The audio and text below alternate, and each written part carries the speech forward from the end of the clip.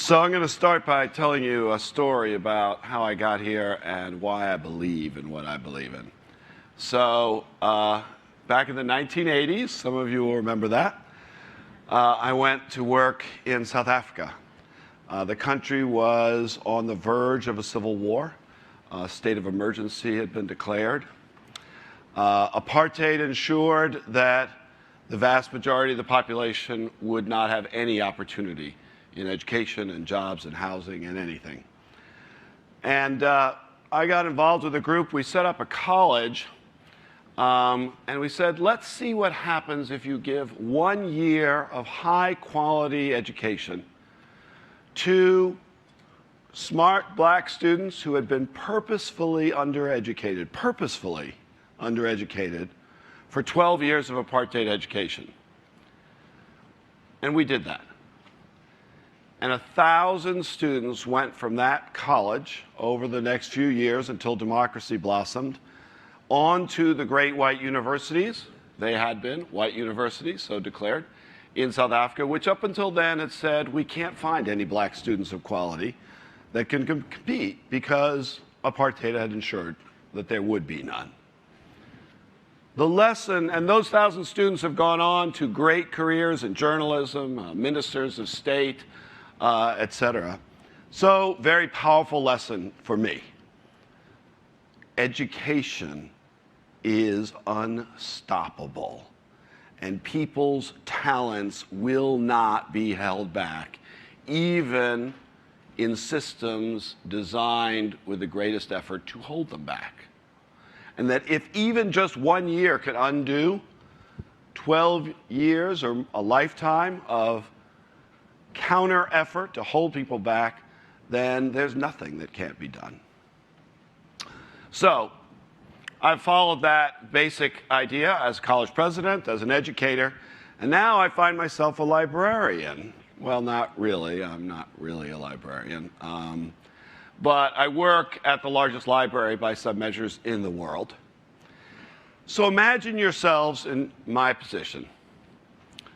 Here's this library, quintessential 19th, 20th century institution at scale, 40 million physical visits a year in the public libraries of New York. There are 217 of them, more than all the museums and professional sporting teams combined. And you find yourself at the library at a moment where my 16-year-old, when I took the job, said, Dad, didn't you get the message? Libraries are going out of business. So here's this moment of technology, which is seen as a great threat, but is actually the greatest opportunity in the history of what libraries have always stood for. We stand for the free provision of information and helping people find it and digest it and use it and create it.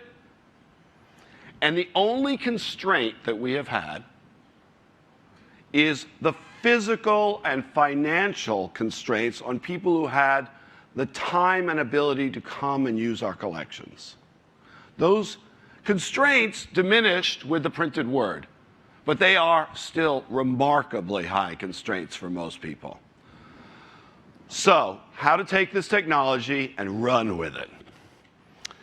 Very clear. One, connect people. 1/3 of Americans don't have internet connectivity at home. No matter what we have online, they can't find it. They don't have what we take for granted. We're lending 10,000 households internet at home. We're talking to the FCC about how to go national to solve the digital divide. Train people how to use those computers. We're the largest free provider of basic computer skills training. And now we're training folks in the poorest neighborhoods of New York how to do coding, because there is no other way for them to learn that vital skill. So now imagine everyone's connected, and imagine everyone knows how to use those gizmos. What's missing? It's the most obvious thing standing right in front of our eyes. We have these search engines that are unbelievable, and they stop at the water's edge. If you go into Wikipedia and you're interested in the citation, all you get is the citation. If you go into Google and can find anything, You want to learn more, you want to read that book, see that image, find that document, it's not there. Maybe the Supreme Court will allow them to put snippets up. That's a sentence. The basic quality information produced by millennia of effort are not available in search. So here's the Holy Grail.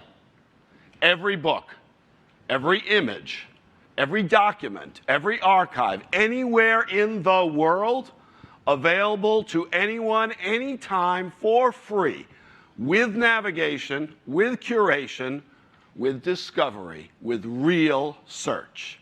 So you can find it even if you didn't know you were looking for it. You can read it as deeply as you want. And you can create your own path through it.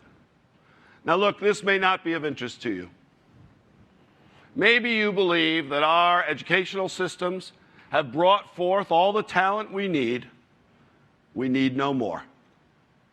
Maybe you believe that it's a good idea that people are spending their time watching unilluminating visuals, let's put it that way, or moving little dots around a screen.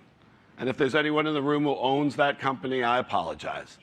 And if you think that's what human intelligence and creativity should be spent on, you need not worry. But if you don't agree with that, we can do something that was previously undreamed of.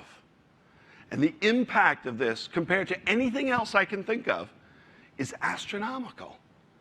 Imagine if all the talent in the world, all the different experience of people in the world was brought to bear on their passions so that they could learn however they want, create however they want, innovate however they want, and solve problems in ways we haven't even begun to think about.